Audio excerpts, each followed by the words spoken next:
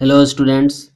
Previous video में हम लोगों ने ग्रुप 15 जो कि पी ब्लॉक एलिमेंट्स का अध्ययन कर रहे थे वह समाप्त हो चुका था।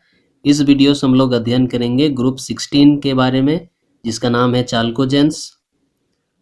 अब ग्रुप 16 में कौन कौन से एलिमेंट हैं तो देख लेते हैं। यह जो एलिमेंट्स हैं oxygen, sulphur, selenium, tellurium and polonium. इसका इलेक्ट्रॉनिक कॉन्फ़िगरेशन लिखा गया बगल में। इलेक्ट्रॉनिक कॉन्फ़िगरेशन पहले भी हम लोग सीख चुके हैं। यह नोबल गैस इलेक्ट्रॉनिक कॉन्फ़िगरेशन है क्योंकि नोबल गैस का प्रयोग किया गया है। और ग्रुप 16 का जो जनरल इलेक्ट्रॉनिक कॉन्फ़िगरेशन होता है वह होता है NH2NP4, जहाँ पर N क्या इंडिकेट कर रहा है तो वैलेंस सेल ऑफ एलिमेंट, क्योंकि जिस तत्व का हम लोग कॉन्फ़िगरेशन का बात करेंगे उसका आखिरी सेल को, आखिरी ऑर्बिट को इंडिकेट करेगा। अब देखते हैं कि यह किस रूप में हमारे पृथ्वी के सतह पर उपस्थित होते हैं ग्रुप 16 एलिमेंट्स। चलिए देखते हैं अकरेंस में। Oxygen is the most abundant element on earth crust.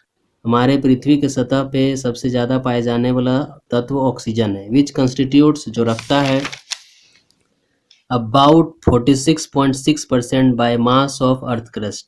कि ऑक्सीजन जो है हमारे पृथ्वी का टोटल मास का 46.6% भाग अपने मास का रखता है। पृथ्वी का टोटल मास का 46.6% भाग ऑक्सीजन का मास है। उसी तरह समुद्र के पानी का टोटल मास का 89% मास जो है सो द्रव्यमान ऑक्सीजन का है। उसी तरह से अगर हम लोग ड्राई एयर का बात करें, यानी वैसा एयर जिसमें नमी ना हो, पानी का अंश ना हो, उस एयर का टोटल वॉल्यूम का 20.94% भाग वॉल्यूम ऑक्सीजन का है। यह था ऑक्सीजन का। उसके बाद सल्फर का देखते हैं कि sulphur is the 16th most abundant element on earth crust. कि हमारे पृथ्वी के सतह का 16वां सबसे ज़्यादा पाए जाने वाला तत्व सल्फर है, विच कंस्टिट्यूट्स अबाउट 0.03% to 0.1%। जो पृथ्वी का टोटल भाग का 0.0% भाग से लेकर 0.1% भाग को घेरा हुआ है। कौन? तो sulphur. In earth crust sulphur exist as sulphate and sulphides. कि हमारी पृथ्वी की सतह पर जो सल्फर पाए जाते हैं या तो वह सल्फेट के रूप में या तो सल्फाइड के रूप में। सच है जैसे कि gypsum, calcium sulphate into 2H2O को कहते हैं जिप्सम, इस रूप में पाया जाता है। इप्सम सॉल्ट के रूप में पाया जाता है, फॉर्मूला लिखा हुआ है। बैरिएट के रूप में पाया जाता है, इसका फॉर्मूला BaSO4 होता है। जेलेना के रूप में पाया जाता है PbS। जिंक ब्लेंड के रूप में पाया जाता है ZnS। एंड कॉपर पायरेट के रूप में पाए जाते हैं, जिसका फॉर्मूला CuFeS2। यह सब के रूप में जो सल्फर हमारे पृथ्वी की सतह पे पाए जाते हैं। उसके बाद है selenium and tellurium are found in traces on earth crust. हमारे पृथ्वी की सतह पर सेलेनियम और टेलुरियम बहुत ही कम मात्रा में पाए जाते हैं। And polonium is a radio active element. और आखिरी जो तत्व है ग्रुप 16 का पोलिनियम, जो कि बहुत अभिक्रियाशील तत्व है, इसलिए लिखा गया is a radio active element. उसके बाद देखते हैं हम लोग ग्रुप 16 का एटॉमिक एंड आयोनिक रेडिया। तो देखते हैं कि due to increase in number of shell, कि सेल यानी ऑर्बिट की संख्या इंक्रीज होने के कारण एटॉमिक और ionic radii increases from top to bottom in the group.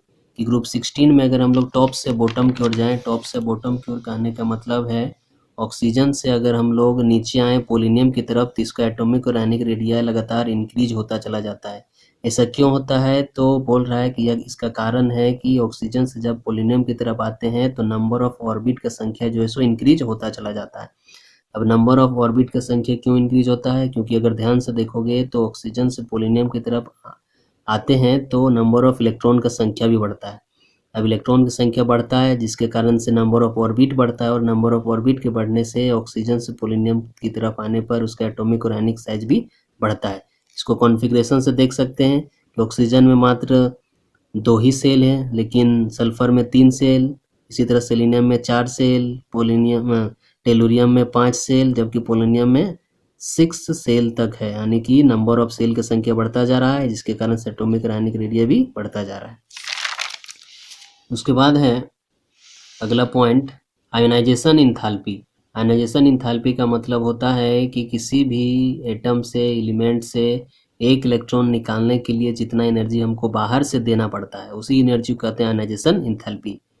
अभी हम लोगों ने देखा कि जब ग्रुप में अप टू डाउन आते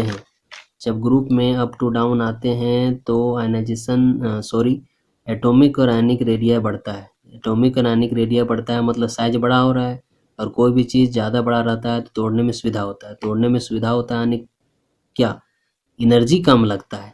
तो एनर्जी कम लगता है, वही एनर्जी का बात हम लोग कर रहे थे अभी आयनाइजेशन एंथैल्पी की, किसी को एटम को एलिमेंट को तोड़कर उससे एक इलेक्ट्रॉन निकालने में जितना एनर्जी लगता है उसी का आयनाइजेशन एनर्जी करते हैं या तो आयनाइजेशन एंथैल्पी कहते हैं। तो जितना कम एनर्जी लगेगा उतना एटॉमिक साइज उसका बड़ा होगा। तो एटॉमिक साइज बड़ा किसका था, पोलिनियम का, यानी सबसे ज़्यादा छोटा किसका था, ऑक्सीजन का, क्योंकि हम लोग पढ़ चुके हैं कि जब हम लोग ऑक्सीजन से पोलिनियम की तरफ जाते हैं तो एटॉमिक आयनिक रेडिया बढ़ता है, तो तोड़ने में सुविधा होगा, एनर्जी कम होगा। इसका मतलब हुआ कि ऑक्सीजन से पोलिनियम की तरफ जाने पर आयनाइजेशन एंथैल्पी घटेगा क्योंकि एटॉमिक रेडिया बढ़ रहा है। वही लिखा गया है कि due to increase in size के बढ़ने के कारण ionisation enthalpy decreases down the group. Group में जब टॉप टू बॉटम आते हैं तो आयनाइजेशन एंथैल्पी घटता है क्योंकि इसका साइज बढ़ता है। हाउएवर फिर भी ऐसा देखा गया है कि ग्रुप 15 का जो आयनाइजेशन एंथैल्पी है ग्रुप 16 से ज़्यादा होता है। ऐसा इसलिए होता है क्योंकि ग्रुप 15 का जो ऑर्बिटल्स है, आखिरी ऑर्बिटल पी ऑर्बिटल, उसमें हाफ फील्ड इलेक्ट्रॉन होते हैं। देखो लिखा है half field P orbitals configuration of group 15 elements. हम लोग हुंड्स रूल पढ़ चुके हैं 11 क्लास में। हुंड्स में क्या कहा था, हुंड्स कहा था कि अगर कोई ऑर्बिटल आधा फील्ड है या तो पूरा फील्ड है तो वह ज़्यादा स्टेबल होता है किसके तुलना में, तो जो ऑर्बिटल आधा से कम फील्ड है और आधा से ज़्यादा फील्ड है। इसलिए यहाँ पर लिखा गया हुंड्स रूल के अनुसार कि पी ऑर्बिटल्स आधा फील्ड है ग्रुप 15 में जो कि ज़्यादा स्टेबल है, और कोई भी चीज़ ज़्यादा स्टेबल है तो तोड़ने में एनर्जी ज़्यादा लगता है। वही लिखा गया है कि ग्रुप 16 का आयनाइजेशन एनर्जी ज़्यादा है एज कम्पेयर टू ग्रुप 16। यह था। उसके बाद है electron gain enthalpy. Electron gain enthalpy का मतलब होता है कि किसी भी एटम में, एलिमेंट में इलेक्ट्रॉन को बाहर से डालने में जितना एनर्जी बाहर निकलता है, जितना ज़्यादा एनर्जी बाहर निकलेगा उतना एनर्जी उस एटम में घटेगा मतलब उतना माइनस होगा।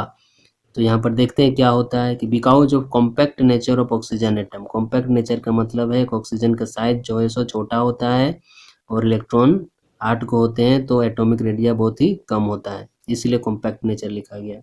जिसके कारण से अगर ऑक्सीजन में और एक इलेक्ट्रॉन बाहर से डालना चाहेंगे तो बहुत ही मुश्किल है क्योंकि इसका साइज पहले से ही छोटा है और ऊपर से और भी हम लोग इलेक्ट्रॉन डालने का प्रयास कर रहे हैं, तो बहुत ही डिफिकल्ट वाला बात है। एनर्जी निकलने के बजाय हो सकता है कि एनर्जी अब हम लोग को बाहर से देना पड़े, इसलिए लिखा गया S negative electron gain enthalpy की साइज छोटा है, इलेक्ट्रॉन डालने में मुश्किल होगा तो हो सकता है जबरदस्ती इलेक्ट्रॉन डालने के चक्कर में बाहर से और एनर्जी लग जाए निकलने के बजाय, इसलिए लिखा गया है कि इसका जो एनर्जी निकलेगा बहुत ही कम निकलेगा यानी लेस नेगेटिव होगा। किसके तुलना में, सल्फर की तुलना में। हाउएवर फिर भी from sulphur the value again becomes negative up to polonium. लेकिन ऐसा देखा गया है कि सल्फर के बाद यानी सेलेनियम, टेलुरियम, पोलिनियम में भी अगर इलेक्ट्रॉन ऐड करते हैं बाहर से तो उसमें भी बहुत ही कम एनर्जी निकलता है। उसके बाद है electronegativity. Oxygen is the second most electronegative element in the periodic table. कि ऑक्सीजन जो पूरा आवर्त सारणी में पीरियोडिक टेबल में सेकेंड मोस्ट इलेक्ट्रोनेगेटिव एटम है, एलिमेंट है। तो फर्स्ट कौन है, तो फर्स्ट है फ्लोरीन एटम जो कि मोस्ट इलेक्ट्रोनेगेटिव है।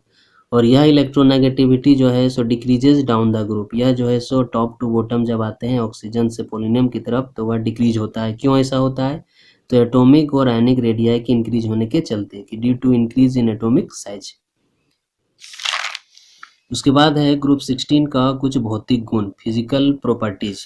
तो देखते हैं physical properties. Oxygen is diatomic gas. Oxygen जो है सो डाई एटॉमिक और गैस के रूप में, यानी ऑक्सीजन हमेशा O2 के फॉर्म में रहता है इसलिए डाई एटॉमिक लिखा गया और गैसियस फॉर्म में। वाइल जबकि other element of this group, बाकी सारे ऑक्सीजन को छोड़कर इस ग्रुप में बाकी सारे जो एलिमेंट्स है जैसे सल्फर, सेलेनियम, टेलुरियम, पोलिनियम, वो भी पोलिनियम छोड़कर are octa atomic. Are octa atomic यानी S8। सल्फर जो है सो हमेशा S8 के रूप में रहेगा, सेलेनियम यानी SC8 के रूप में, टेलुरियम यानी Te8 के रूप में मौजूद रहेगा और सभी के सभी सॉलिड अवस्था में होते हैं। हैविंग पुकर्ड रिंग स्ट्रक्चर, और पुकर्ड रिंग स्ट्रक्चर होता है कुछ इस तरह से बनाया गया एक सल्फर का पुकर्ड रिंग स्ट्रक्चर। सल्फर अभी बोले कि पोलिनियम और ऑक्सीजन को छोड़कर बाकी सारे तत्व ऑक्टा एटॉमिक यानी हमेशा 8 एटम साथ में रहते हैं जैसे S8, और इसका जो स्ट्रक्चर होता है पुकर्ड रिंग स्ट्रक्चर। इसका स्ट्रक्चर देखोगे W जैसा दिख रहा होगा, इस स्ट्रक्चर को बोलते हैं पुकर्ड रिंग स्ट्रक्चर, जो कि सल्फर का, सेलेनियम का और टेलुरियम का होता है। उसके बाद दूसरा पॉइंट है oxygen and sulphur are non metals, कि ऑक्सीजन और सल्फर जो है सो अधातु है, जबकि सेलेनियम एंड टेलुरियम जो है सो उपधातु है, जिसमें धातु और अधातु दोनों का गुण है। And polonium is a radio active element, जबकि पोलोनियम जो है सो बहुत ही अभिक्रियाशील और रेडियो एक्टिव तत्व है। उसके बाद है melting point and boiling point, तो मेल्टिंग पॉइंट और boiling point of this group increases down the group, कि इस ग्रुप में जब हम लोग टॉप टू बॉटम आते हैं तो इसका मेल्टिंग पॉइंट और बॉइलिंग पॉइंट इंक्रीज होता है। क्यों ऐसा इंक्रीज होता है? क्योंकि एटॉमिक और आयनिक साइज भी बढ़ता है जब टॉप टू बॉटम आते हैं, तो एटॉमिक और आयनिक साइज के बढ़ने के कारण जो इलेक्ट्रॉन्स के बीच का वंडरवाल्स फोर्स ऑफ अट्रैक्शन वह भी बढ़ता है, और फोर्स ऑफ अट्रैक्शन बढ़ने के कारण इसका मेल्टिंग और बॉइलिंग पॉइंट जो है सो डाउन द ग्रुप इंक्रीज होते चला जाता है। उसके बाद है all elements of this group show allotropy except polonium, all elements of this group show allotropy, allotropy का मतलब जो है सो एक एलिमेंट का अलग अलग रूप में पाए जाना, तो सभी के सभी तत्व जो है सो अलग अलग रूप में पाए जाते हैं लेकिन पोलोनियम को छोड़कर। उसके बाद है कि common oxidation state of this group are, इस ग्रुप में जो जितने सारे तत्व हैं, चाहे ऑक्सीजन, सल्फर, सेलेनियम, टेलुरियम या तो पोलोनियम, सभी का जो कॉमन ऑक्सीडेशन स्टेट शो करता हुआ है -2 +2 +4 या तो +6। हाउएवर फिर भी जो सिर्फ ऑक्सीजन है, oxygen shows other oxidation state, या चारों ऑक्सीडेशन स्टेट को छोड़कर और सारे ऑक्सीडेशन स्टेट भी ऑक्सीजन शो करता है, जो कि है -1, 0, +1 इन इट्स ऑक्साइड, अपने कुछ ऑक्साइड्स के कंपाउंड में। यह था फिजिकल प्रॉपर्टीज। उसके बाद हम लोग को पढ़ना है anomalous behaviour of oxygen atom, कि ऑक्सीजन एटम का कुछ ऐसा बिहेवियर होता है जो कि अपने ही ग्रुप के बाकी सारे तत्वों से अलग होता है। वह कौन कौन से एनोमेलस बिहेवियर है? तो पहला है इट्स एट स्मॉल साइज, कि ऑक्सीजन जो है का साइज जो है सो सबसे छोटा होता है अपने ही ग्रुप के बाकी सारे तत्वों से। इट्स हाई इलेक्ट्रोनेगेटिविटी, ऑक्सीजन बहुत ही ज़्यादा इलेक्ट्रोनेगेटिव होता है अपने ही ग्रुप में बाकी सारे तत्वों के तुलना में। तीसरा है absence of D orbital, oxygen में डी ऑर्बिटल नहीं होता है लेकिन बाकी सारे उसके जितने भी तत्व हैं उसके ग्रुप में सबके पास डी ऑर्बिटल होता है। यही था इसका एनोमलस बिहेवियर, यानी कुछ ऐसा गुण जो कि अपने ही ग्रुप के बाकी सारे तत्वों से अलग करता है।